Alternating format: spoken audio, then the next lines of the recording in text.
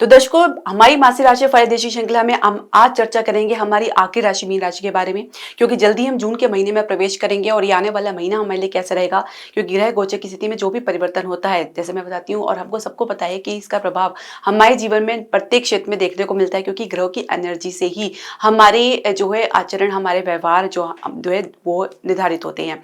तो देखिए, जून के महीने में जो ग्रह गोचर की स्थिति परिवर्तन हो रहा है वो मीन राशि वालों के लिए कैसा रहेगा, क्या प्रभाव डालेंगे उनके व्यक्तिगत जीवन में, स्वास्थ्य में, उनके प्रेम संबंध में, शिक्षा करियर के लिए कैसा रहेगा, व्यवसाय या कार्य क्षेत्र के लिए कैसा रहेगा, साथ ही विवाहित दंपति के लिए कैसा रहेगा। इन तमाम पहलुओं को हम एक एक करके चर्चा करेंगे और साथ ही कुछ आपको उपाय भी बताएंगे। तो वीडियो के अंत तक आप जरूर बने रहे। हरे कृष्ण दर्शकों, वैदिक एस्ट्रो केंद्र में आपका स्वागत है। मैं ज्योतिष आचार्य पूजा। तो मीन राशि वाले अपनी जन्म राशि या लगन के अनुसार देख सकते हैं जो ग्रह गोचर की स्थिति बनने जा रही है वो इस प्रकार है। देखिए, आपके लगन में ही शनि गोचर कर रहे हैं और शुक्र आपके द्वितीय भाव में गोचर कर रहे हैं। सूर्य और बुध की युति रहेगी आपके तृतीय भाव में वृषभ राशि में, और बृहस्पति आपके चतुर्थ भाव में गोचर कर रहे हैं जो आपके लग्नेश भी है।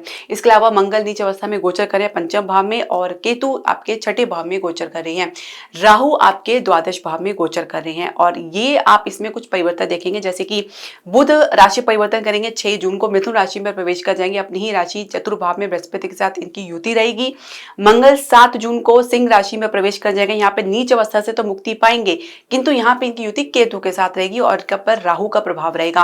बुध माफ कीजिए, सूर्य जो है 15 जून को राशि परिवर्तन करेंगे और मिथुन राशि में प्रवेश करेंगे। यहाँ पे इनकी युति बृहस्पति और बुध के साथ रहेगी। फिर बुध पुनः राशि परिवर्तन करेंगे 22 जून को कर्क राशि में यानी पंचम भाव में प्रवेश कर जाएंगे। शुक्र 29 जून को राशि परिवर्तन करेंगे, ये वृषभ राशि में यानी तृतीय भाव में प्रवेश करेंगे द्वितीय भाव से निकलकर।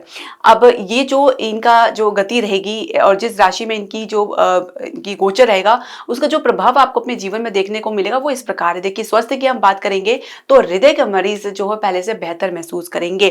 साथ ही उच्च स्ट्रेस की अगर समस्या है, उच्च चेस्ट कंजेशन की समस्या है, लंग्स रिलेटेड प्रॉब्लम है, उसमें भी धीरे धीरे आपको सुधार देखने को मिलेगा। थोड़ा सा आप अपनी हिम्मत को, अपने साहस को आपको बना के रखना है। कहीं ना कहीं कुछ आप आलस के कारण या कुछ कह सकते हैं अपनी कंफर्ट जोन को ना छोड़ने के कारण बहुत सी बातों को आगे टालते हुए नजर आ सकते हैं, जो एक लापरवाही भी कही जा सकती है। केतु का छठे भाव में और द्वादश भाव में राहु का होना, ये भी थोड़ा सा आपके लिए चिंता का विषय हो सकता है, क्योंकि कोई ना कोई स्वास्थ्य संबंधी समस्या आपको देखने को मिल सकती है जो कि गुप्त भी हो सकती है और बहुत सी समस्या आपके दिमाग में भी हो सकती है जिसका कोई आधार नहीं है, यानी शंका की स्थिति देखी जा सकती है। तो ऐसे में मेडिटेशन, ध्यान करना बहुत जरूरी है। साथ ही योगा प्राणायाम करना बहुत जरूरी है, इससे आपके लंग्स मजबूत होंगे। शनि आपके लगन भाव में बैठ के कहीं ना कहीं आलस में आपको डाल सकते हैं, और एक प्रकार से कहते हैं जब तक कि आप अपने आलस से बाहर नहीं निकलेंगे तब तक आप कोई एक्टिविटी अपने लाइफ में देख नहीं पाएंगे। तो अपने आप को एक्टिव रखने के लिए अपनी ऊर्जा को अपने हाई रखना है। और मंगल वैसे भी 7 जून को जो है आपके छठे भाव में प्रवेश कर जाएंगे, तो तब कुछ रक्त विकार समस्या, बीपी की समस्या देख सकते हैं, खासकर लो बीपी की समस्या, घबराहट की समस्या देख सकते हैं। थोड़ा सा आप अपने भीतर धैर्य धारण करें, क्योंकि राहु की दृष्टि मंगल पे पड़ना अंगारक योग का निर्माण कर रही है और मंगल की दृष्टि आपके लगन भाव में पड़ेगी, तो कहीं ना कहीं अनप्रेडिक्टेबल बिहेवियर आप कर सकते हैं। कहीं ना कहीं आप अपना गुस्सा या कुछ अपनी जो अचानक अपना क्रोध निकालते हुए नजर आ सकते हैं, एक फ्रस्ट्रेशन देखी जा सकती है। तो कुल मिलाकर शांत भाव में आपको रहना है और मेडिटेशन आपको करना है। शिक्षा करियर की हम बात करेंगे तो लो एनर्जी से आप बाहर निकलेंगे, जल्दी आप इससे मुक्ति पाएंगे और अपनी दिशा को निर्धारित करेंगे। और विद्यार्थी कंपटीशन में काफी प्रयास करने के बाद ही उनको सफलता देखने को मिल पाएगी, और भी सफलता में उनको खास उनको कह सकते हैं कि सेटिस्फेक्शन देखने को नहीं मिल पाएगा। इसके अलावा कुछ जल्दबाजी में या कुछ आवेश में आके या किसी की बातों में आकर, कुछ उकसावे में आकर कुछ अगर आप कुछ प्रतिक्रिया देते हैं या कुछ अपनी तैयारी करते हैं तो उसका परिणाम आपके विपरीत रह सकता है। तो आपको सोच समझ के आपको अपनी जो है दिशा को निर्धारित करना है, प्लानिंग करनी है, और जिस मार्ग पर आप चल रहे हैं उसके बारे में पूरी तरीके से कॉन्फिडेंट आपको होना है। और हो सके तो आप किसी गुरु के मार्गदर्शन को प्राप्त करने का प्रयास करें, हालांकि मिलने की पूरी संभावना है। शंका की स्थिति थोड़ी आपके भीतर देखी जा सकती है, कंफ्यूजन, दुविधा देखी जा सकता है, और ये आपको कहीं ना कहीं आपके परफॉर्मेंस को, आपके प्रदर्शन को कहीं काफी हद तक प्रभावित कर सकता है। कैंपस प्लेसमेंट में काफी अच्छा स्कोप देखा जा सकता है, प्रदर्शन में एक अच्छी उम्मीद देखी जा सकती है और काफी अच्छे लेवल तक आपकी कम्युनिकेशन स्किल देखी जा सकती है, जिसके आधार पर कुछ अच्छी अपॉर्चुनिटी को आप प्राप्त कर सकते हैं। अगर आपने शुरुआत कर रखी है तो देखिए दशम भाव के स्वामी आपके जो है चतुर्भाव में गोचर करें, जो आपके लग्नेश भी है। मजबूती आप देखने को पाएंगे, एक अच्छी शुरुआत आप करने जा रहे हैं और एक प्रकार से कह सकते हैं जो अनुभव आप गेन करेंगे अपने कार्य क्षेत्र में, वो आपके लिए मील का पत्थर साबित होगा। इसी के आधार पर अपने करियर को एक अच्छा लंबा आप एक पाथ, एक मार्ग दे पाएंगे। और दूसरी बात यह है कि एक शांत भाव में रहकर, एक सहज भाव में रहकर अगर आप चलेंगे तो ये आपको काफी हद तक आगे लेके जाएगा, क्योंकि स्थिति काफी मजबूत बनी है। ग्राउंडेड लेवल पर आप काफी स्ट्रॉन्ग रहेंगे। अब हम कार्य क्षेत्र की बात करेंगे, जो पहले से नौकरी पेशा लोग हैं उनके लिए बात करेंगे, तो जमीनी स्तर पर आपका जो आपकी स्थिति है वो काफी मजबूत बनेगी और आप इसी से उठकर अपने रास्ते को निर्धारित करेंगे और अपनी ग्रोथ की तरफ आगे बढ़ेंगे। देखिए लाभ भाव के स्वामी और कह सकते हैं कि हानि भाव के स्वामी शनि आपके लगन में गोचर कर रहे हैं, तो दोनों अवस्थाएं आपको देखने को मिल सकती हैं। और खासकर द्वादश भाव में राहु गोचर कर रहे हैं। कुछ गलतियां जल्दबाजी में, खासकर जब द्वितीय सप्ताह से जब मंगल आपके छठे भाव में आएंगे, केतु और राहु के प्रभाव में आएंगे, उनकी दृष्टि लगन भाव में पड़ेगी, तो जल्दबाजी में, आवेश में आके या किसी प्रकार की कुछ फ्रस्ट्रेशन में आके कुछ आप प्रतिक्रिया देकर अपने सब नुकसान कर सकते हैं। इससे कोई लाभ मिलने वाला नहीं है। संतुष्टि की कमी देख सकते हैं, खुद को जरूरत से ज्यादा थका सकते हैं, जो ज्यादा मेहनत आप करते नजर आ सकते हैं जिसका कोई आधार नहीं बनता है। सही दिशा में किया गया स्मार्ट वर्क ही आपको सफलता दिलाएगा, बजाय इसके कि खुद को थकाकर और गलत दिशा में अपने प्रयास को और अपनी एनर्जी को व्यर्थ करना।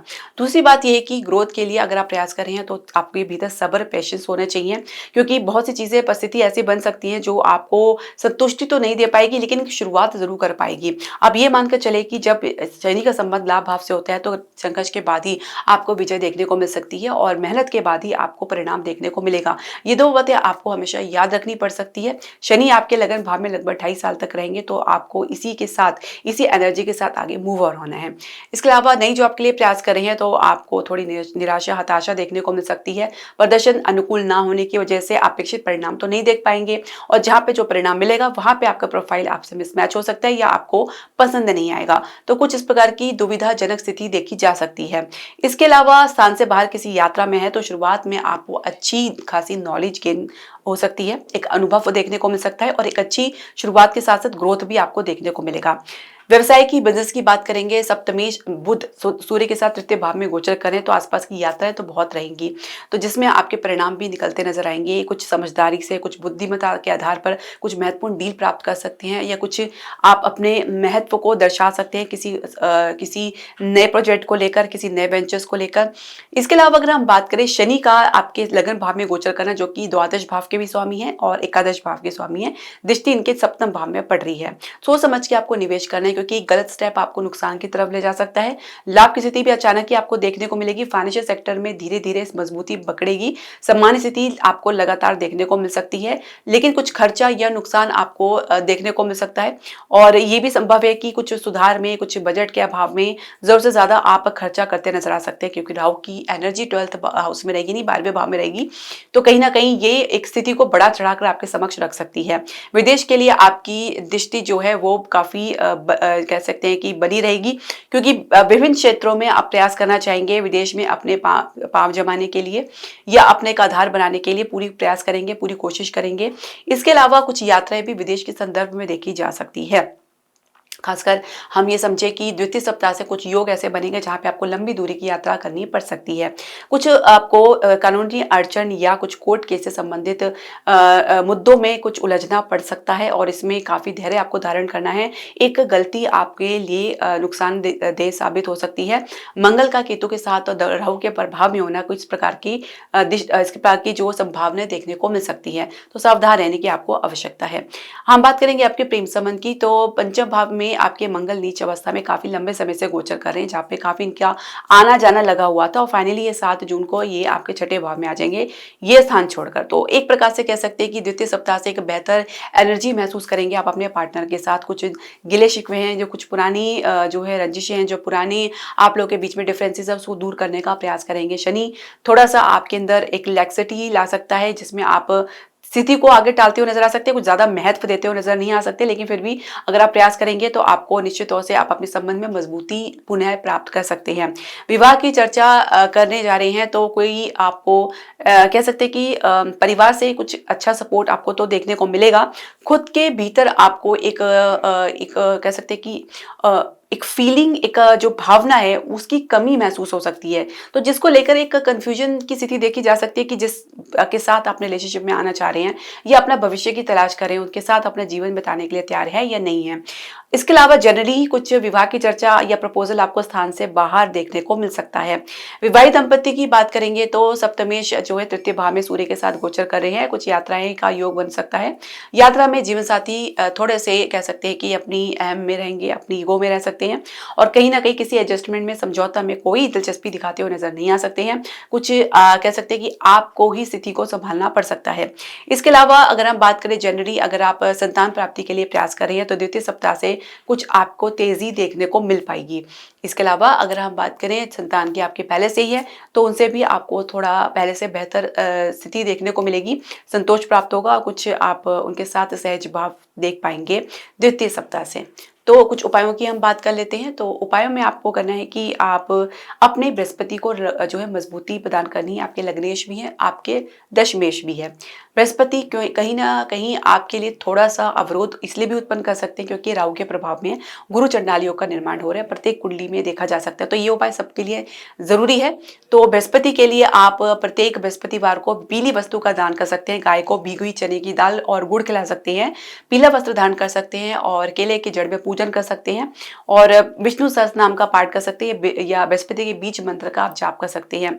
ओम श्री गणेशाय नमः का 108 बार आप जाप जरूर करें, आपके सप्तमेश को मजबूती देगा। साथ ही राहु केतु की शांति के लिए गली के कुत्ते को भोजन खिला सकते हैं, चिड़ियों को दाना डाल सकते हैं। तो ये छोटे छोटे उपाय आप जरूर करें। मंगल के लिए आप हनुमान जी के जो है सीधा सिंपल चालीसा का पाठ नित्य करें। यदि गाय आपके पास उपलब्ध है तो गुड़ खिला सकते हैं प्रत्येक मंगलवार को।